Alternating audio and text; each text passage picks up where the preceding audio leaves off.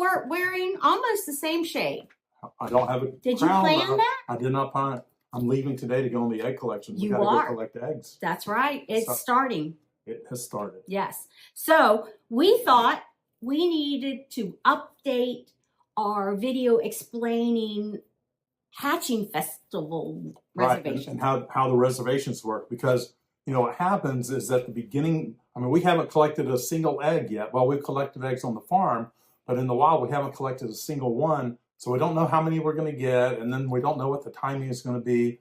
It all depends on the weather. We've had not much rain at the beginning, we've had a lot of rain now. Anyway, it's because all those things affect the number of eggs. Yes, affects the number of eggs and affects, well, the number of good eggs as well. Right, on the public wetlands egg collection. Right. So Alan, what happens when people go to our website, Gatorama.com or hatchingfestival.com, and they go to make a reservation on their preferred date and it's already sold out?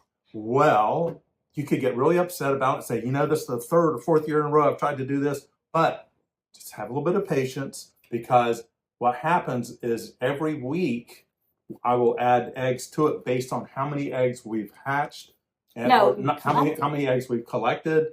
And then even once we've started hatching, I'll have a better idea because I can see how far along in incubation they are. You know, so where does the bell curve come in? Yes. So I did like math, and so we have, I still like math. Here, let me hold that. So we have a bell curve, and so basically what happens is, I'm your tripod. This is August 1st. This is when the alligators start to hatch. They see that? Out. Yep. Okay. You see it. This, no eggs. Okay, when we get to the 10th, we go up here. Oh, we got some eggs there. We get to the 20th, we go up a little bit higher. We have a lot of eggs. Then we get to the 20th, boom. That's when we have the most eggs. But then it starts to work its way down. Get to the 30th, we still have somewhere between a lot of eggs and some eggs. And then when we get all the way down to September, that's when we start to run out of eggs. The ones that are going to hatch out have hatched out. So that's the projection. That's right. And that's the history. But we don't want to make guarantees or take your money until we have eggs. Until we have eggs in hand. What do they say? A bird in hand is better than two in the bush. Something like that, you know.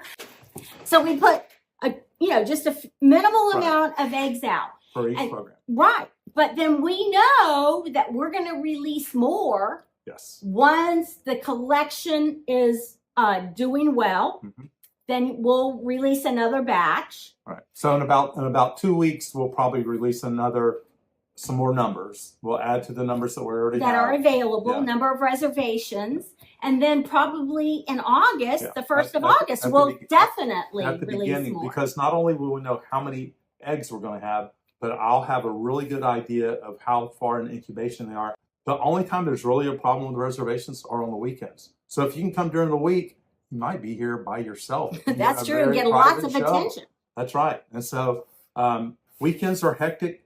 Weekdays, not so much. Anything else you want to say? I don't think so. I think that's it. I think you did a great job. I think this year is going to be a good year. I'm always nervous. You notice I got lots of gray hair.